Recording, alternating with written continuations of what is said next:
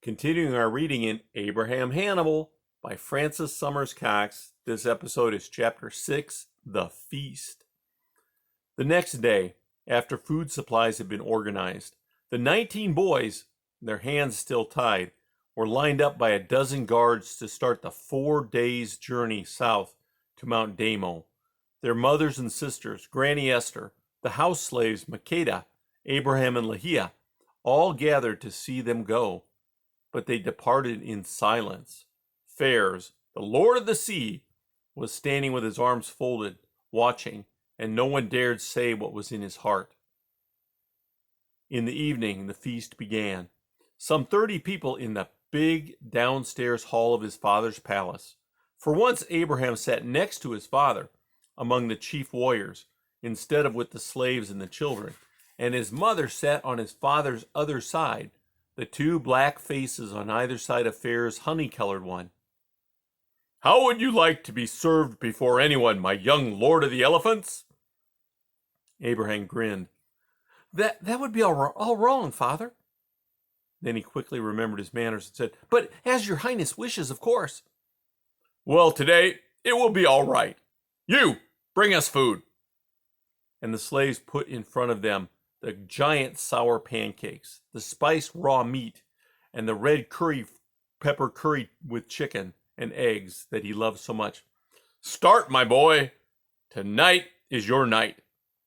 But something was still all wrong. "Father, if I am to eat with the grown-ups, could Lahia eat with us too?"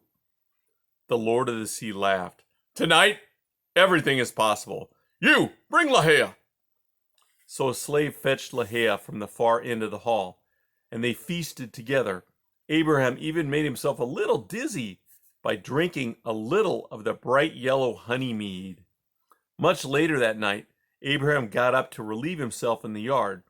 He was just going to say hello to Nimrod, who was chained to a post outside his hut, when he suddenly froze. Coming from somewhere was the sound of murmuring voices.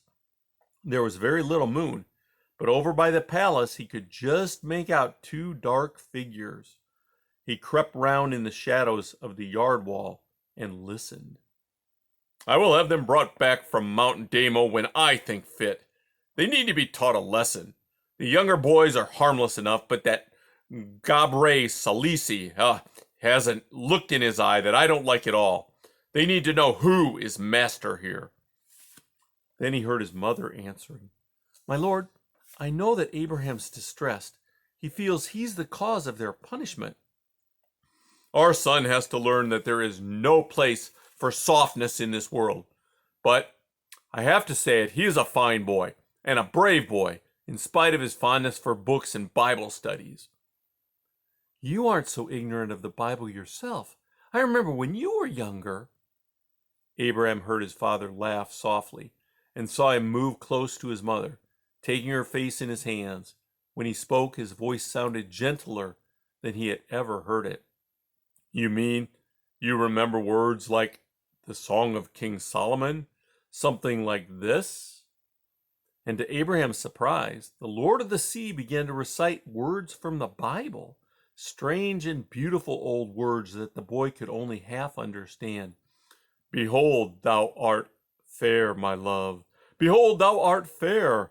Thou hast dove's eyes. Thou art black but lovely, as the tents of Kedar, as the curtains of Solomon. Thou art fair, my love." His voice faded, and the 2 moved closer still. Abraham, torn between delight and embarrassment, tiptoed back to his hut, completely forgetting to say hello to Nimrod. And that's the end of chapter 6.